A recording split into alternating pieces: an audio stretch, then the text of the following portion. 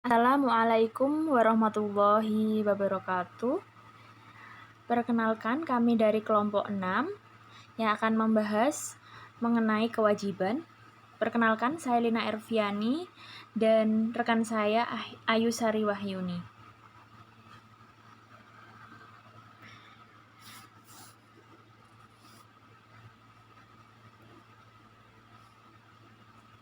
Karakteristik kewajiban.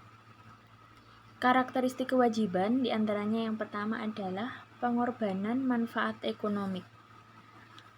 Untuk dapat disebut sebagai kewajiban, suatu objek harus memuat suatu tugas atau tanggung jawab kepada pihak lain yang mengharuskan kesatuan usaha untuk melunasi, menunaikan, atau melaksanakannya dengan cara mengorbankan manfaat ekonomi yang cukup pasti di masa yang akan datang.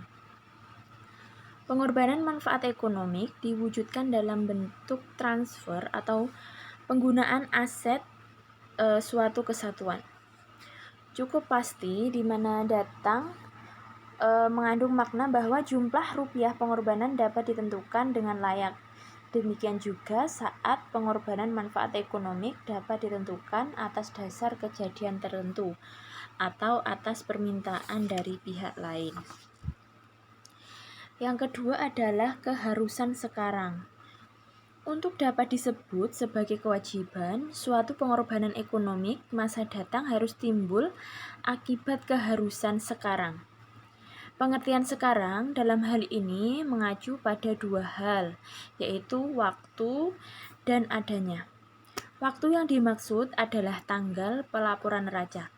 Artinya, pada tanggal neraca, jika perlu atau jika dipaksakan, itu secara yuridis, etis, atau rasional, pengorbanan sumber ekonomi harus dipenuhi karena keharusan untuk itu telah ada. Keharusan pengorbanan sumber ekonomi dapat timbul akibat perjanjian kontrak antara dua kesatuan usaha, pengenaan atau pemaksaan pada entitas oleh pemerintah atau pengadilan atau kondisi lingkungan bisnis. Pengertian kewajiban mencangkupi keharusan kontraktual, keharusan instruktif atau bentuk constructive obligation, keharusan demi keadilan, dan keharusan bergantung atau bersyarat. Untuk yang pertama adalah keharusan kontraktual. Keharusan kontraktual adalah keharusan yang timbul akibat perjanjian atau peraturan hukum yang ada di dalam suatu kewajiban bagi suatu kesatuan usaha yang nyata secara eksplisit atau implisit dan mengikat. Kewajiban ini muncul karena aspek hukum sebagai lingkungan eksternal yang tidak dapat dihindari dan yang dapat memaksakan secara hukum untuk memenuhinya. Penghindaran kewajiban dari keharusan kontraktual menimbulkan sanksi atau hukuman. Pihak yang harus dilunasi pada umumnya sudah jelas dan bukti tentang adanya keharusan ini biasanya didukung oleh dokumen tertulis, sehingga keverifikasiannya sangat tinggi. Kemudian yang kedua adalah keharusan konstruktif. Keharusan konstruktif adalah keharusan yang timbul akibat kebijakan kesatuan usaha dalam rangka menjalankan dan memajukan usahanya untuk memenuhi apa yang disebut praktek usaha yang baik atau etika bisnis dan bukan untuk memenuhi kewajiban yuridis. Kebijakan tersebut menimbulkan kewajiban karena kesatuan usaha sengaja memberi, mengkonstruksi atau membentuk hak bagi pihak lain tanpa harus melalui perjanjian tertulis yang disepakati kedua belah pihak. Kemudian yang ketiga adalah keharusan demi keadilan. Keharusan demi keadilan adalah keharusan yang ada sekarang yang menimbulkan kewajiban bagi perusahaan semata-mata karena panggilan etis atau moral yang muncul dari tugas kepada pihak lain untuk melaksanakan sesuatu yang dipandang wajar, adil, dan benar menurut hati nurani dan rasa keadilan.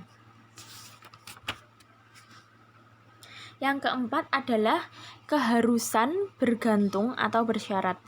Keharusan bergantung dan bersyarat adalah keharusan yang pemenuhannya tidak pasti karena bergantung pada kejadian masa datang atau terpenuhinya syarat-syarat tertentu di masa yang akan datang.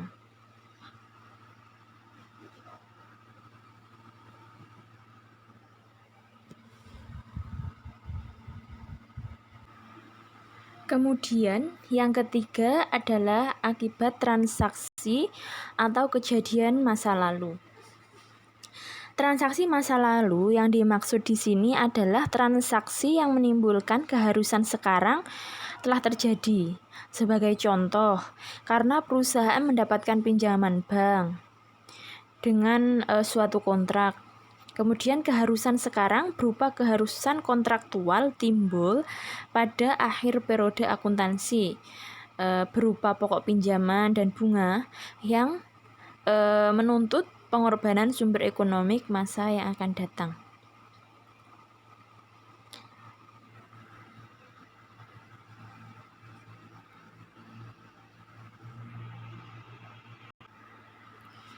Dan yang selanjutnya adalah hak kewajiban tak bersyarat. Konsep tiada hak tanpa kewajiban dan sebaliknya tidak ada kewajiban tanpa hak. Secara teknis, konsep ini diartikan bahwa hak atau kewajiban timbul apabila salah satu pihak telah berbuat sesuatu. Kontrak ini dikenal dengan nama kontrak saling mengimbangi tak bersyarat atau kontrak eksekutori. Bila seorang pembeli menandatangani order pembelian, pada saat itu pembeli tidak mempunyai kewajiban apapun sampai barang yang dipesan datang dan dikuasai oleh pembeli, walaupun jenis, kualitas, harga, waktu pengiriman barang sudah jelas. Dalam hal ini, transaksi atau kejadian masa lalu bukanlah penandatanganan order pembelian, tetapi datangnya dan penerimaan barangnya. Sebelum barang datang atau diserahkan, order pembelian bersifat eksekutori. Masalah timbul dalam hal kontrak pembelian yang tidak dapat dibatalkan. Ada dua pendapat mengenai hal ini, yaitu pendapat pertama tentang memperlakukan kontrak tersebut sebagai eksekutori sehingga kewajiban tidak perlu diakui. Alasannya, aset atau manfaat ekonomi masa datang belum dikuasai secara nyata.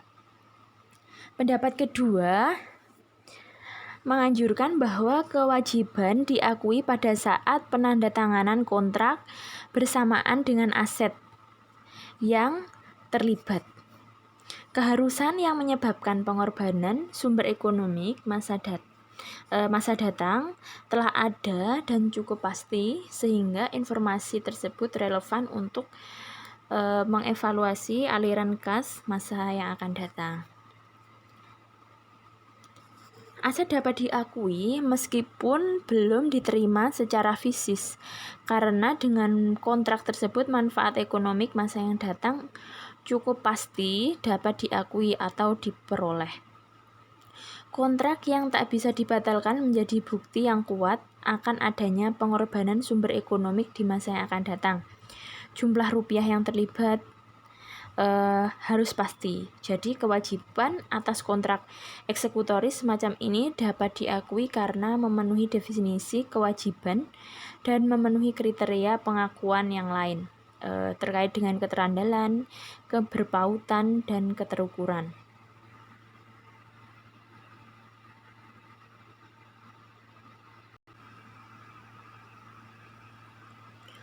Untuk yang selanjutnya adalah dalam kontrak, menurut Moss, menunjukkan bahwa titik atau saat timbulnya hak dan kewajiban yuridis dalam kontrak itu diantaranya yaitu tanggal kejadian, yaitu di mana tanggal kontrak itu ditandatangani, kemudian tanggal objek kontrak telah diperbolehkan saat salah satu pihak.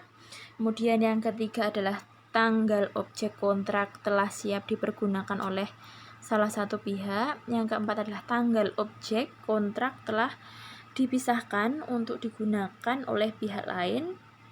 Kemudian yang kelima adalah tanggal objek kontrak telah diserahkan. Dan yang keenam adalah tanggal telah diterima atau dibayarkannya uang muka jika ada. Kemudian dalam kasus konstruksi jangka panjang, yaitu suatu titik selama masa konstruksi berjalan dan pada saat konstruksi dimulai. Jadi saat penentuan transaksi masa lampau perlu dipertimbangkan dengan seksama dengan memperhatikan kondisi yang melingkupi suatu kontrak. Namun demikian, secara konseptual diperlukan pedoman atau kriteria untuk memilih saat yang tepat.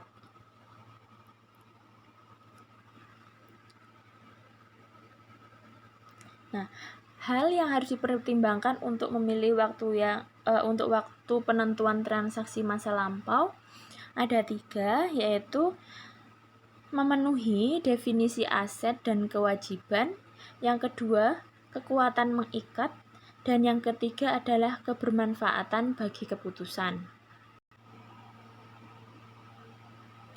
Untuk yang selanjutnya adalah karakteristik pendukung.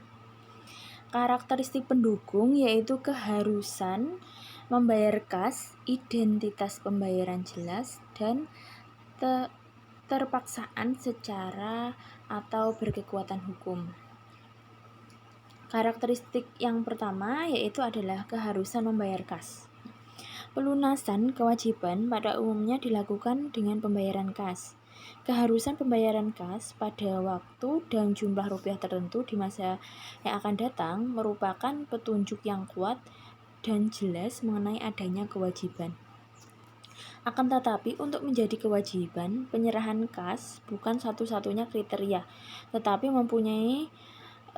meliputi pula penyerahan jasa. Esensi kewajiban lebih terletak pada pengorbanan manfaat ekonomik masa yang akan datang daripada apa yang terjadinya pengeluaran kas. Meskipun demikian, adanya pengeluaran kas merupakan hal penting untuk mengaplikasi definisi kewajiban karena 2 hal, yaitu yang pertama sebagai bukti adanya suatu kewajiban, dan yang kedua adalah sebagai pengukur atribut atau besarnya kewajiban yang cukup objektif. Kemudian yang kedua adalah identitas terbayar jelas.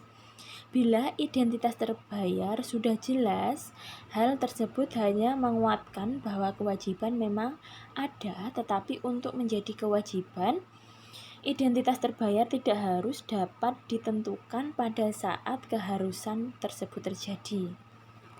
Artinya, untuk menjadi kewajiban pada akhir tahun, pada saat itu identitas terbayar tidak harus diketahui. Kemudian yang ketiga adalah berkekuatan hukum. Memang pada umumnya keharusan suatu entitas untuk mengorbankan manfaat ekonomi timbul akibat klaim yuridis yang mempunyai kekuatan memaksa. Adanya daya paksa yuridis hanya menunjukkan bahwa kewajiban tersebut memang ada dan dapat dibuktikan secara yuridis material. Meskipun demikian, daya paksa yang melekat pada klaim-klaim hukum bukan merupakan syarat mutlak untuk mengakui adanya kewajiban. Keharusan melakukan pengorbanan manfaat ekonomi masa datang tidak harus timbul dari desakan pihak eksternal, tetapi dari minat atau kebijakan internal manajemen.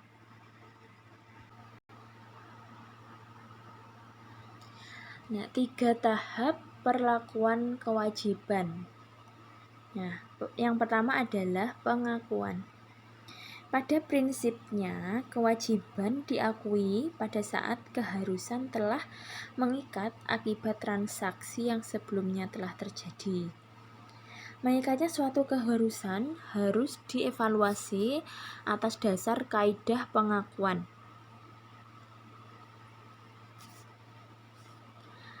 KAM mengajukan 4 kaidah pengakuan untuk menandai adanya suatu pengakuan kewajiban, yaitu yang pertama, ketersediaan dasar hukum.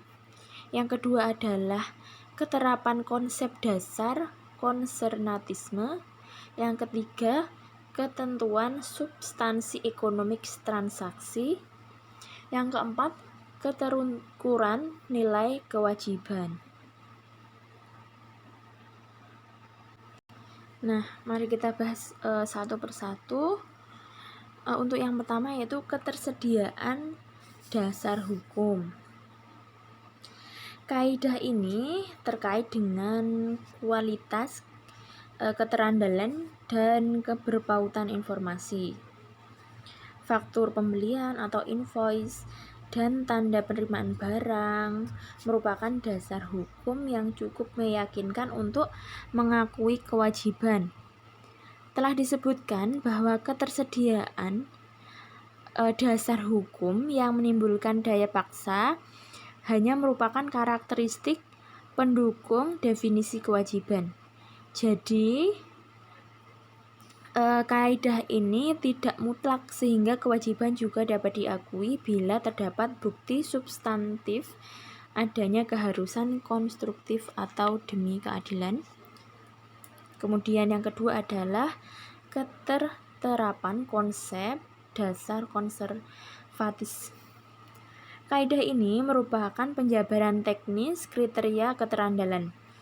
Keadaan-keadaan tertentu yang menjadikan konsep konservatisme diterapkan dapat memicu pengakuan kewajiban. Implikasi dianutnya konsep konservatisme adalah rugi dapat segera diakui, tetapi tidak demikian dengan hutang. Ini berarti kewajiban dapat diakui segera, sedangkan aset tidak. Gugatan perdata terhadap suatu perusahaan yang boleh jadi menimbulkan rugi baginya dapat memicu pencatatan kewajiban atau sebagai pasangan rugi yang diantisipasi atas dasar penerapan konsep konservatisme. Kemudian yang ketiga adalah ketertentuan substansi ekonomik transaksi. Substansi suatu transaksi dapat memicu pencatatan seluruh kewajiban yang timbul ketika transaksi terjadi, meskipun secara yuridis atau kontraktual kewajiban baru akan mengikat secara berkala pada saat keharusan sekarang timbul. Kaidah ini berkaitan dengan masalah relevansi informasi. Utang sewa guna dapat diakui pada saat transaksi meskipun tidak ada transfer hak milik dalam transaksi sewa guna tersebut. Dalam hal ini kewajiban dapat atau bahkan harus diakui kalau secara substantif sewa guna tersebut sebenarnya adalah pembelian angsuran. Kemudian yang keempat adalah keterukuran nilai kewajiban. Keterukuran merupakan salah satu syarat untuk mencapai kualitas keterandalan informasi. Definisi kewajiban mengandung kata cukup pasti atau probable yang mengacu tidak hanya pada terjadinya pengorbanan sumber ekonomik masa datang, tetapi juga pada jumlah rupiah. Oleh karena itu, adanya kepastian mengenai jumlah rupiah dapat memicu diakuinya suatu kewajiban. Kalau pengukuran suatu pos kewajiban bersifat sangat subjektif dan arbitrer, pada umumnya pos tersebut tidak diakui. Selanjutnya adalah pengakuan kewajiban bergantung. Untuk keharusan bergantung atau khususnya rugi bergantung yang menimbulkan kewajiban, Kaidah pengakuan keempat atau keterukuran nilai kewajiban dan pasti tidaknya pengorbanan sumber ekonomi masa yang akan datang akan terjadi menimbulkan masalah pengakuan. Kewajiban kontraktual, konstruktif, dan demi keadilan dapat dalam beberapa kasus juga bersifat bergantung, terutama bila kewajiban tersebut melibatkan penaksiran jumlah masa yang akan datang yang meragukan. Oleh karena itu, diperlukan ketentuan yang lebih tegas untuk mengakui kewajiban yang berkaitan dengan rugi bergantung. FASB memberi contoh keadaan kebergantungan rugi yang berpotensi memicu pengakuan kewajiban. Di antaranya yaitu yang pertama, keterketagihan piutang usaha, kemudian keharusan berkaitan dengan jaminan produk dan kerusakan produk. Yang ketiga, risiko rugi atau kerusakan proprietas atau fasilitas kesatuan usaha akibat kebakaran, ledakan, dan bahan lainnya. Yang keempat, ancaman pengambil-alihan aset oleh pemerintah dan persengketaan yang memberatkan atau mengganggu keputusan. Kemudian pungkutan yang telah diajukan atau kenaikan yang mungkin saja terjadi. Kemudian risiko rugi akibat bencana yang ditanggung oleh perusahaan asuransi, kerugian dan kecelakaan, serta perusahaan reasuransi. Kemudian jaminan terhadap pihak lain, kemudian keharusan bank komersial dalam ikatan standby letters of credit. Kemudian yang terakhir adalah perjanjian untuk membeli kembali piutang atau aset yang terkait yang telah dijual. Rugi potensial yang dapat timbul oleh keadaan kebergantungan di atas dapat diakui atau dibebankan ke pendapatan sebelum terlaksananya kejadian yang menjadi syarat terjadinya rugi, atau hanya diakui pada saat diperoleh kepastian tentang status kejadian yang menjadi syarat.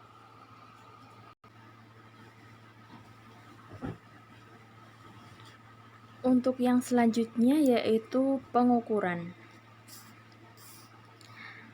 Pengakuan dilakukan setelah suatu kewajiban terukur telah cukup pasti. Penentuan kos kewajiban pada saat terjadinya paralel dengan pengukuran aset. Terjadinya kewajiban pada umumnya disertai dengan pemerolehan aset atau timbulnya biaya. Pemerolehan aset dapat berupa penguasaan barang dagangan atau aset non-moneter lainnya yang terjadi pada transaksi pembelian. Pemerolehan aset dapat juga berupa kas yang terjadi dari transaksi peminjaman atau penerimaan uang muka untuk barang atau jasa. Oleh karena itu, pengukuran yang paling objektif untuk menentukan kos kewajiban pada saat terjadinya adalah penghargaan kesepakatan dalam transaksi tersebut dan bukan jumlah rupiah pengorbanan ekonomi masa yang akan datang. Jadi konsep dasar penghargaan berlaku baik untuk aset maupun untuk kewajiban. Hal ini berlaku khususnya untuk kewajiban jangka panjang. Kemudian kewajiban dalam pembelian kredit. Dasar pengukuran aset yang paling objektif adalah cost tunai atau cost tunai implisit, karena kewajiban merupakan bayangan cermin aset. Pengukurannya juga mengikuti pengukuran aset. Misalnya, suatu perusahaan mendanai kontrak pembelian mesin. Perusahaan menyepakati harga kontrak mesin senilai 1.600.000 dan dibayar 8 kali angsuran tiap akhir triwulan, yaitu sebesar 200.000 tanpa menyebut adanya bunga secara eksplisit. Dalam kasus ini sebenarnya harga nominal tersebut melebihi kos tunai implisit, yaitu jumlah rupiah yang diperlukan seandainya pembelian dilakukan secara tunai. Jika mesin tersebut dapat diperoleh juga dari toko yang sama dengan harga senilai Rp1.465.000, maka jumlah rupiah dari kos tunai implisit, sedangkan selisihnya yaitu senilai Rp135.000, adalah setara dengan bunga yang dibebankan terhadap pendapatan selama jangka waktu kontrak tersebut. Kemudian diskon dan premium utang obligasi. Nilai nominal atau jatuh tempo obligasi sering dianggap sebagai jumlah rupiah kesepakatan dalam suatu penerbitan obligasi baik bagi penerbit maupun kreditor. Dasar pengukuran demikian sebenarnya tidak tepat. Untuk suatu kontrak utang dengan ketentuan pembayaran bunga periodik dan pokok pinjaman pada akhir jangka kontrak, pengukuran jumlah rupiah atau kos utang dan aset untuk dasar pencatatan pertama kali yang tepat adalah kos tunai implisit. Dalam hal ini, obligasi jangka panjang jumlah rupiah uang yang diterima oleh penerbit dan yang dibayarkan oleh kreditor pada saat penerbitan hanya merupakan bagian kecil dari jumlah rupiah total yang terlibat dalam kontrak obligasi. Jumlah rupiah total ini adalah seluruh jumlah rupiah pembayaran masa yang akan datang. Pembayaran masa yang akan datang ini sebenarnya terdiri dari dua unsur, yaitu yang pertama nilai sekarang pembayaran bunga periodik dan nilai sekarang nominal obligasi, dan yang kedua adalah bunga efektif yang terjadi dalam penentuan harga obligasi tersebut. Kemudian yang ketiga adalah makna harga efektif obligasi. Segera setelah transaksi terjadi, maka kesepakatan dalam hubungannya dan obligasi tersebut mulai menentukan makna yang sebenarnya. Dengan mulai berjalannya kesepakatan dalam transaksi obligasi di atas, bunga senilai 100.000 tiap tahun mulai terhimpun dan dibayar secara periodik sampai jatuh tempo bersamaan dengan hal tersebut. Jika kos utang dan aset dicatat sebesar nominal pada saat terjadinya, jelas kos tersebut tersaji dengan nilai lebih. Dalam hal ini, selisih nominal dengan penghargaan kesepakatan merupakan diskon obligasi. Bagi penerbit obligasi, perhitungan biaya bunga menjadi tidak lengkap apabila tidak memperhatikan dua proses di atas. Jumlah rupiah utang obligasi setiap saat sebelum jatuh tempo akan terlalu besar apabila dinyatakan sebesar nilai nominalnya. Kemudian yang ketiga adalah diskon obligasi. Diskon obligasi yang belum diamortisasi bukan merupakan suatu rugi karena aset yang diperoleh sebelumnya tidak ada yang berkurang atau menguap. Tidak juga bukan aset karena tidak ada pengeluaran yang mengakibatkan bertambahnya aset fisik sebesar jumlah rupiah diskon tersebut. Jika demikian, simpulan yang pasti adalah bahwa diskon utang obligasi pada waktu penerbitan adalah suatu jumlah rupiah debit yang menunjukkan biaya bunga yang harus dibayar pada tanggal jatuh tempo. Dengan demikian, diskon tersebut harus dilaporkan dalam neraca sebagai pengurang nilai nominal utang obligasi. Jadi, akun diskon obligasi merupakan akun penilaian terhadap akun utang obligasi yang memuat nominal utang. Juga tidak tepat mengartikan diskon utang obligasi sebagai bunga dibayar di muka, karena memang belum dibayar. Diskon obligasi sebenarnya merupakan bunga yang belum dibayar, yaitu bagian bunga efektif total yang baru akan dibayar pada saat utang obligasi jatuh tempo. Yang keempat adalah premium obligasi. Sejalan dengan penalaran tentang makna diskon obligasi yang didasarkan pada konsep dasar penghargaan kesepakatan, dapat disimpulkan bahwa premium yang dibayarkan investor untuk obligasi merupakan unsur dari jumlah rupiah uang perusahaan.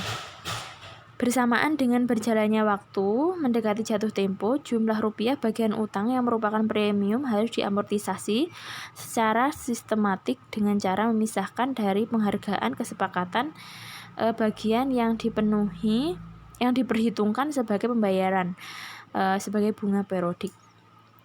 Pengertian premium obligasi sebagai pendapatan tangguhan jelas tidak tepat karena secara konseptual pendapatan atau laba tidak timbul dari proses pemerolehan hutang.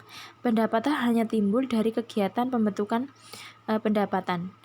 Atas dasar konsep kontinuitas usaha, premium obligasi yang belum diamortisasi adalah benar-benar merupakan utang dan jumlahnya belum diamortisasi secara periodik. Penghargaan kesepakatan sebagai pengukur keharusan sekarang saat terjadinya kewajiban lebih didasarkan pada aspek substansi daripada yuridis. Kemudian yang kedua adalah kewajiban moneter dan non-moneter. Kewajiban dapat bersifat moneter maupun non-moneter. Kewajiban moneter adalah kewajiban yang pengorbanan sumber ekonomi masa yang akan datang merupakan berupa kas dengan jumlah rupiah dan saat yang pasti, baik jumlah tanggal baik jumlah tunggal maupun beberapa pembayaran secara berkala. Secara konseptual, pada saat terjadinya kewajiban moneter diukur atas dasar nilai diskonnya pembayaran kas masa yang akan datang. Hal ini berlaku khususnya untuk kewajiban moneter jangka panjang. Untuk kewajiban moneter jangka pendek, kewajiban dapat diukur atas dasar nilai nominal berdasarkan konsep dasar materialitas. Termasuk dalam pengertian kewajiban moneter adalah penerimaan di muka yang akan dikompensasikan dengan pembelian barang dan jasa di masa yang akan datang. Disebut kewajiban moneter karena kalau pembelian barang dan jasa batal, uang muka tersebut harus dikembalikan. Kewajiban non-moneter adalah keharusan untuk menyediakan barang dan jasa dengan jumlah dan saat yang cukup pasti, yang biasanya timbul karena penerimaan pembayaran di muka untuk barang dan jasa tersebut. Bila pembayaran di muka penuh, kewajiban non-moneter diukur atas dasar pembayaran tersebut yang menunjukkan harga yang disepakati untuk barang dan jasa. Pembayaran penuh di muka tersebut sebenarnya merepresentasikan jumlah untuk menutup kos barang dan jasa yang telah diserahkan dan laba. Jumlah yang digunakan untuk menutup kos itulah yang murni merupakan kewajiban, sedangkan jumlah yang menutup laba merupakan laba tangguhan yang tidak dapat disebut kewajiban karena tidak memenuhi definisi kewajiban. Namun demikian, perlukah kedua komponen tersebut dipisahkan? Bila tidak, apakah seluruh jumlah rupiah tersebut lebih tepat disebut kewajiban atau pendapatan tangguhan? Lebih jauh lagi, untuk pembayaran di muka tidak penuh, apakah perlu dipisahkan bagian yang merepresentasikan kewajiban dan bagian yang merepresentasikan laba?